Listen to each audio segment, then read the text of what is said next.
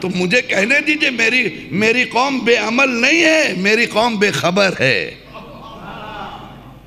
اور خبر اسی ممبر سے دی جائے گی۔ بے خبر ہے، بے عمل نہیں ہے، کوئی بچہ بے عمل نہیں ہے، جس راستے پہ لگا دیے جیسے لگا دیجئے۔ اب بے خبر ہے، اسے نہیں معلوم، بیچارہ غیبت کر لیتا ہے،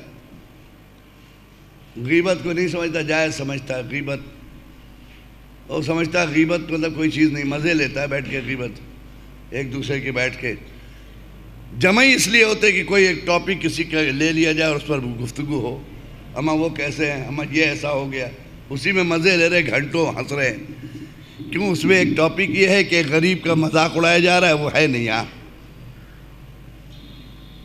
جبکہ سب سے بڑا گناہ ہے الغیبت اشد من الزنا،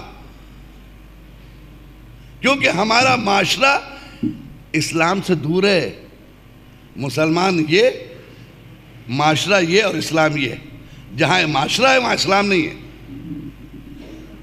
جس دن معاشرے میں اسلام داخل ہو جائے گا اس دن دین الہی کی پابندی ہر آدمی کے ہاتھ میں ہوگی۔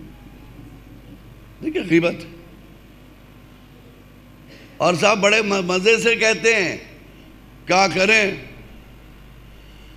جھوٹ تھوڑی بول رہا ہوں میں، جو ہے وہ بتا رہے ہیں۔ کسی شخص نے امام سے پوچھا، معصوم سے پوچھا، مولا یہ بتائیے غیبت کہتے کسے؟ کہنے لگے کوئی ایسی بات کرنا بابو، کسی کے پیٹھ پیچھے غیبت میں، کہ جب اس کو یہ معلوم ہو کہ ایسی بات ہوئی تو اسے دکھ ہو، اسے تکلیف پہنچے۔ تو وہ کہنے لگا مولا اگر یہ بات اس میں پائی جا رہی ہے، جو ہے وہی بیان کر رہے ہیں، تو کہا تبھی تو غیبت ہے، اور اگر نہیں ہے تو تہمت ہے تو غیبت ہے، نہیں ہے تو تہمت ہے۔ اب آپ اندازہ لگائیے جب اللہ تعالیٰ اپنے بندوں کے غیبت کو چھپا رہا ہے تو اس کی کریمی کا کیا عالم ہوگا؟ صلوات پڑھیں نا محمد و آل محمد۔